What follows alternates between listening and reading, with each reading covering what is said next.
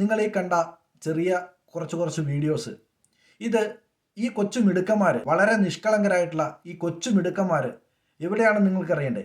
ഇവർ നമ്മുടെ കാസർഗോഡ് ജില്ലയിലെ മലയോര ഗ്രാമപ്രദേശമായിട്ടുള്ള കരിവേടകം എന്ന സ്ഥലത്തെ എയ്ഡഡ് യു പി സ്കൂൾ കരിവേടകത്തിലെ കുട്ടികളാണ്.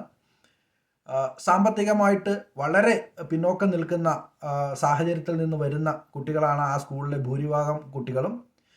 ഏതാണ്ട് 200ഓളം കുട്ടികളാണ് ആ സ്കൂളിൽ പഠിക്കുന്നത്. അപ്പോൾ അവർ കായികപരമായിട്ടും ഇത്തരത്തിലുള്ള കലാപരമായിട്ടും ഒരുപാട് കഴിവുകളുള്ള, പുറം ലോകം അറിയാതെ കിടക്കുന്ന നിരവധി കുട്ടികൾ ആ സ്കൂളിലുണ്ട്. അവർക്ക് ഇത്തരത്തിൽ താളം പിടിക്കാൻ, അല്ലെങ്കിൽ അവർക്ക് അതിനായിട്ടുള്ള ഇൻസ്ട്രുമെൻ്റ് ഒന്നും കയ്യിലില്ല, പ്രത്യേകിച്ച് ഇൻസ്ട്രുമെൻറ്റുകൾ വാങ്ങാനോ ഉള്ള ഒരു സാഹചര്യം ഇല്ലാത്ത കുട്ടികളാണ്. പക്ഷേ അവരവരുടെ കയ്യിൽ കിട്ടുന്നത് എന്തും അവരുടെ വാദ്യോപകരണമായിട്ട് മാറ്റുന്ന ഒരു കാഴ്ചയാണ് നമുക്ക് കാണാൻ സാധിക്കുന്നത്. പാലിൻ്റെ മിൽമ പാത്രം, ആ പാത്രത്തിലെ കല്ല് കൊണ്ട് താളം പിടിക്കുന്നതാണ് ആദ്യത്തെ വീഡിയോ. ഉത്സവ പറമ്പുകളിൽ നമുക്ക് വാങ്ങിക്കാൻ പറ്റുന്ന ഒരു ചെറിയ ചെണ്ടയാണ്. അതിൽ വളരെ മനോഹരമായിട്ട് ഓരോ കുട്ടികളും താളം പിടിക്കുന്നത് നമുക്ക് കാണാൻ സാധിച്ചു. അതേപോലെ തന്നെ പിന്നീട് ഇവർ മരത്തിൻ്റെ കഷ്ണങ്ങളും ഒക്കെ ഉപയോഗിച്ച് അതിൽ വളരെ മനോഹരമായിട്ട് താളം പിടിക്കുന്നുണ്ട്.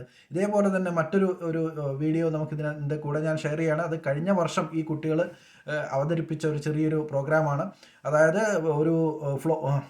ഒരു നാടോടി ഗാനം, അതിൽ അവർ താളം പിടിക്കാൻ വേണ്ടി ഉപയോഗിച്ചത് മുളക്കഷ്ണങ്ങളാണ്. ഈ ഒരു വീഡിയോ എനിക്ക് ഷെയർ ചെയ്തത് എൻ്റെ പ്രിയപ്പെട്ട സുഹൃത്ത് സോവിനോ എബ്രഹാമാണ്. അദ്ദേഹം ആ സ്കൂളിലെ അധ്യാപകനാണ്.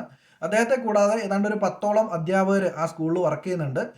അതേപോലെ തന്നെ ഇത്തരം കുട്ടികളെ വളരെ സാമ്പത്തികമായിട്ട് പിന്നോക്കം നിൽക്കുന്നതാണെങ്കിൽ പോലും അവരുടെ എല്ലാവിധ കാര്യങ്ങളും സപ്പോർട്ട് ചെയ്യാൻ വേണ്ടിയിട്ട് അവരുടെ എല്ലാ അധ്യാപകരും, പ്രധാന അധ്യാപിക ഉൾപ്പെടെ, മാനേജ്മെൻ്റ് ആണെങ്കിലും, ഇപ്പോൾ നിലവിൽ ആ സ്കൂൾ പ്രവർത്തിക്കുന്നത് നമ്മുടെ തലശ്ശേരി രൂപതയുടെ കീഴിലാണ്.